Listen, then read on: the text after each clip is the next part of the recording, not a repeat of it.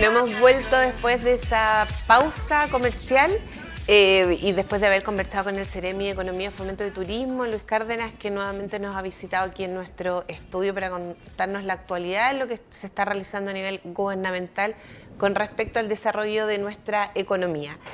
Pero ahora vamos a otro tema con otro interesante invitado que también es parte de esta casa. Recordemos que el invitado que vamos a presentar tuvo un programa hace poquito donde tenía interesantes invitados también. Estamos hablando nada más y nada menos que don Francisco Chávez. ¿Cómo estás? Muy buenos días y gracias por venir el día de hoy acá a nuestro programa. No, gracias a usted por darme la posibilidad de estar el día de hoy acá. Y sí, pues estuvimos haciendo un programa bastante interesante. Sí, de educación. Sí, pues, sí. Donde tenía interesantes invitados, sobre todo experiencias de los profesores jubilados que contaban sus experiencias y sus metodologías. Algo muy importante de hablar el día de hoy, que tenemos esta crisis en educación a nivel país, ¿no es cierto? Sí, es importante reivindicar el rol del docente y la docente en estos tiempos. Así que ese fue un buen espacio.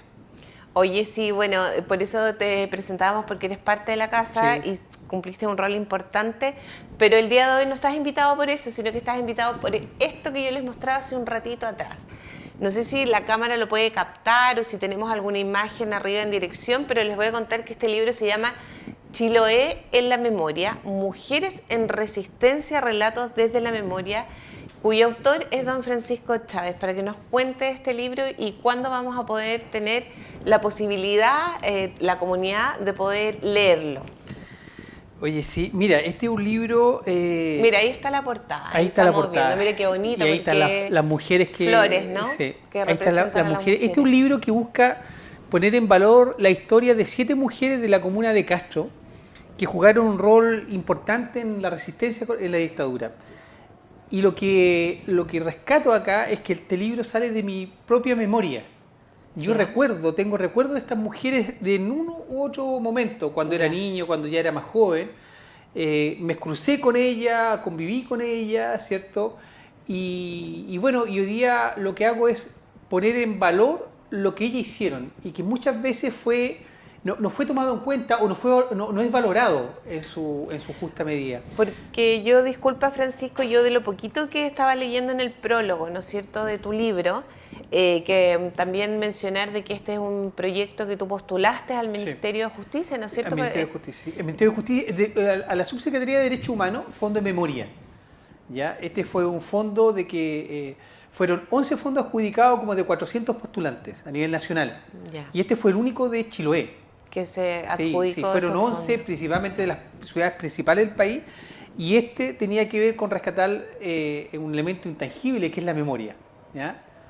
Y entonces, como te decía, buscamos nosotros poder poner en valor la historia de estas mujeres que muchas veces han sido olvidadas y que fueron protagonistas en esta época. Todas ellas, aunque tengan distintas historias y distintas edades también, y el cruce que tú tuviste con cada una de ellas en diferentes etapas, me imagino alguna amiga de tu madre, otra profesora, y se reúne o tienen en común episodios, bueno, que ya hemos cumplido. Durante este año se ha celebrado la conmemoración de los 50 años del golpe cívico-militar, ¿no es cierto? Y ellas se unen con esta historia. ¿Es lo que las une, digamos, en tu libro? Nosotros buscamos ahí de manera muy natural la transversalidad del relato. ¿Ya? Y acá nosotros destacamos, por ejemplo, a 2 mujeres, que es la Clarita Schmau y la Esterlinda Santana. Ellas son 2 mujeres que yo las recuerdo durante mucho tiempo y fueron donde se hicieron las primeras ollas comunes en Castro.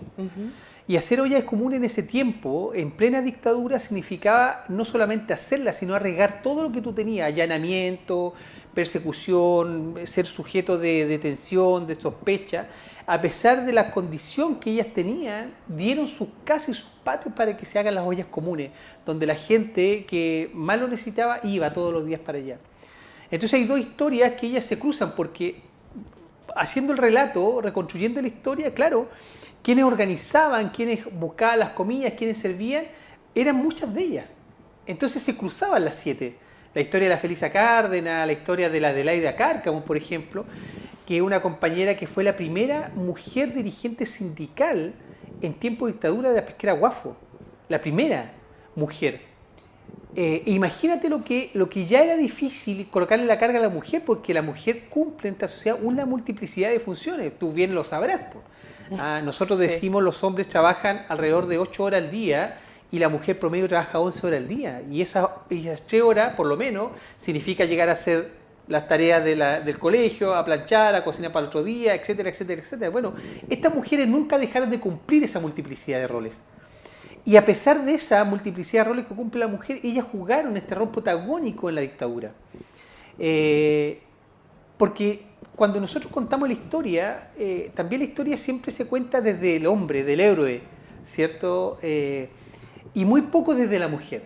Y entonces yo me preguntaba, bueno, decir, ¿por qué no? ¿Por qué la mujer no tiene un papel protagónico? ¿Por qué no se lo damos? ¿Cierto? ¿Y por qué cuando conmemoramos los 50 años generalmente fueron hombres los invitados? Claro. ¿Y acaso no estaban las mujeres, no estaban las compañeras? Claro, estaban. Y acá nosotros lo que hacemos es relatar 7 historias. Por ejemplo, una historia muy bonita que yo relato, que era como un tema importante, que fue parte de mi formación política también, que es la casa de la Jovita Barrientos, que es la mamá de René Vidal. La Jovita Barrientos, una compañera extraordinaria, donde facilitaba su casa, fíjate, para que se hagan reuniones clandestinas en época de la dictadura. Y cuando tú prestes tu casa en tiempo de dictadura, es porque sí que estés muy convencido, ¿cierto? Los riesgos que estabas tomando. Todo el riesgo. Claro. Entonces, ese rol de la Jovita no se había destacado. Y entonces yo destaco a la Jovita con su humildad, con su paciencia, ¿cierto? Decir, bueno, mi aporte es esto, y ese aporte no es menor. Y Francisco, en las historias de estas 7 mujeres, cada una de ellas cumplió un rol importante en un periodo bastante largo, ¿no es cierto? Como de resistencia, de ayuda social, pero cada una de ellas tiene alguna historia personal también que perdió algún familiar, algún hijo, algún hermano. Bueno, ellas tienen historias de que son familiares en su gran mayoría, presos políticos, exonerados políticos. Ellas sufrieron el tema de la dictadura, no solamente, digamos, el tema de la resistencia, sino que sufrieron las consecuencias ellas mismas. Persecución, detenciones. Entonces fue complejo, división de familia, porque a un hijo iba para allá, el otro para acá. Entonces, a pesar de eso, a pesar de esas condiciones, ellas siguieron, ellas estuvieron ahí. ¿Te fijas? Y ese es el rol que yo trato de poner en valor. Mujeres valientes, honestas, consecuentes, ¿cierto? Cumpliendo esa multiplicidad de roles, porque fíjate que ellas nunca dejaron de ser madres, nunca dejaron de ir a una reunión del colegio, nunca dejaron las labores domésticas que tradicionalmente se las damos a la mujer. Cumpliendo todos esos roles, ellas jugaban este rol en dictadura. Todas, más o menos, pero lo jugaban. Oye, cuando tú hiciste este trabajo que me comentabas antes, que duró aproximadamente unos 7 meses, sí, me decías, en hacer las entrevistas, recopilar, después redactar el libro, cuando tú hablabas con alguna de ellas al recordar esos momentos, eran, me imagino, momentos muy emotivos, ¿no? En estas conversaciones previas a la redacción del libro. Claro, porque fíjate que cuando tú haces el ejercicio de la memoria, tú recuerdas cosas que la propia memoria lo oculta o lo deja ahí stand-by. Y recordar episodios, por supuesto, recordar episodios. Yo rescato mucho la historia de la Felisa Cárdenas, que ya no está con nosotros. Y la Felisa es una mujer extraordinaria, donde sus hijos lo conversamos y claro, ellos recuerdan entonces episodios de su mamá, cómo era su mamá con ellos, ¿sí? Y por qué fue así. Y todos los relatos, la Marisol Berman, que vivió en la clandestinidad, una mujer joven que vivió en la clandestinidad, tuvo que cambiarse de nombre. O sea, todos esos relatos que a veces están ocultos en la memoria, están congelados, bueno, reflotan en estos relatos y tenemos que ser además muy cuidadosos en cómo lo damos a conocer, porque, claro, reivindicar este acto significa también respetar el dolor, ¿cierto? La pena, que hasta aún mucha gente no entiende, pero la pena, el dolor, las consecuencias de mucha gente que sufrió violación de los derechos humanos en dictadura, hasta el día de hoy persisten. Y es súper importante esta memoria que tú, o parte de la memoria, porque yo me imagino que esto es un pequeño fragmento de lo que uno podría, al conversar con las personas, es un fragmento de la memoria entonces de Chiloé contada por estas mujeres en resistencia, que me imagino que, como dices bien tú, es importante tener estos recuerdos para también recordar que no volvamos a vivir episodios como este. Y me imagino que dentro de los ejemplares que tú vas a sacar o ya sacaste, van a haber algunos regalos para establecimientos educacionales de nuestra comuna. Cuéntanos un poquito. Sí, nosotros queremos, bueno, el objetivo de esto es que nosotros podamos compartir este material con distintos actores de la sociedad. Y entre eso, por supuesto, nos interesa mucho los estudiantes. Poder conversar con ellos, poder presentar este trabajo y poder conversar a propósito de sus propias memorias, porque fíjate que acá ellos tienen nietos y bisnietos, ¿cierto? Y tenemos muchos nietos, ¿cierto?, que sus abuelos o abuelas sufrieron represión en tiempo de dictadura. 50 años, uno dice, bueno, 50 años es muy poco, ya es poco con respecto al sufrimiento de las personas, persisten aún. Entonces, para nosotros reivindicar la memoria es un acto, como bien dices tú, de no repetición, ¿cierto?, de no olvidar, pero para que nunca más en nuestro país, ¿cierto?, se instale una dictadura tan terrible como la que nosotros tuvimos. Y eso está en manos de todos, pero principalmente de los jóvenes que aprendan a convivir y a solucionar las diferencias que nosotros podemos tener de manera pacífica. Ese es el objetivo de la memoria. Oye, bueno, felicitaciones por este lindo trabajo, y ahí estamos viendo entonces la portada del libro, y ahí abajito en las letras el GC, podemos ver que el lanzamiento del libro Chiloé en la memoria es este jueves, o sea, hoy día a las 17 horas en Fogón. En el Fogón de la Papay. Papay, ¿está bien escrito ahí? No, parece que colocaron una L. Era Papay, sí, pero bueno, el Fogón de mi madre, que es parte de la historia. Papay, sí. Sería el... Mi madre es una de las 7 mujeres que yo rescato de la historia, además que ella fue destacada también como una de las 50 mujeres símbolo en resistencia a la dictadura en el país. Entonces, claro, hoy día la invitación es a las 5 de la tarde, ahí en el Fogón de mi madre, en calle Pablo Neruda. Lo quisimos hacer en el Fogón porque es más íntimo, va a ser una conversación, ¿cierto?, justamente con las personas que van a llegar ahí, los hijos, los nietos, ¿cierto?, y algunos invitados. Va a venir igual don Pablo Rubiño, que es el encargado del área de memoria histórica de la Subsecretaría de Derechos Humanos, nos va a venir a acompañar en esta presentación. Bueno, y los que quieran asistir, bienvenidos sean. Sí, muchas gracias. Mira, ahí está, Papay. Ahí está. Es que ahí sí, sí, parece que había una L al final, o se veía como una L, Papay. Entonces, están todos invitados, y me imagino que este lanzamiento que va a hacer hoy día, como decía, es más íntimo por el lugar, porque están todos invitados las personas que quieran asistir.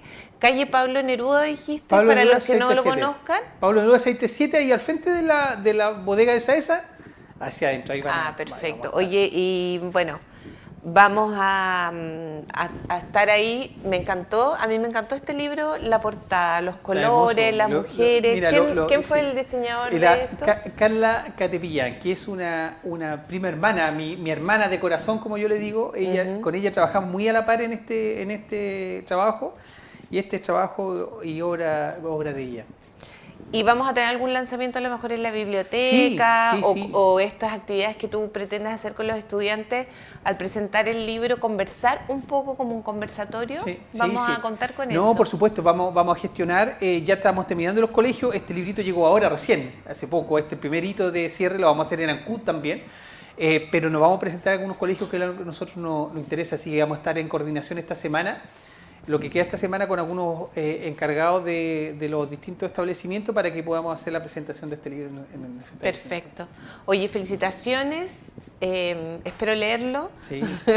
Así que bueno, ya saben, hoy día el primer lanzamiento del libro Chiloé en la memoria, Mujeres en Resistencia, relatos desde la memoria, con historias y relatos de mujeres chilotas, mujeres de Castro que vivieron ese periodo y que fueron también protagonistas y parte de la historia de nuestro territorio en esas décadas, ¿no? Porque fue bastante tiempo, tiene que haber sido entre el 70 y 80 también, tiene que haber estado activamente trabajando, ¿no? Exactamente, sí. Oye, yo agradecerle a ustedes la posibilidad también de mostrar este trabajo, de hacer la invitación a través del canal, y nada, pues, ojalá este trabajo contribuya también en esta época a recomponer, ¿cierto?, convivencias que de repente algunos discursos, algunas personas quieren perpetuar como de división, no, y nosotros Son estamos rupturistas un poco, por la ¿no? unidad de nuestro país. Bueno, muchas gracias, No, gracias a Francisco, y éxito entonces en este libro. Muchas gracias. A ver si tenemos una segunda edición después, Sí, ojalá. para que llegue a más Gracias. colegios y a más casas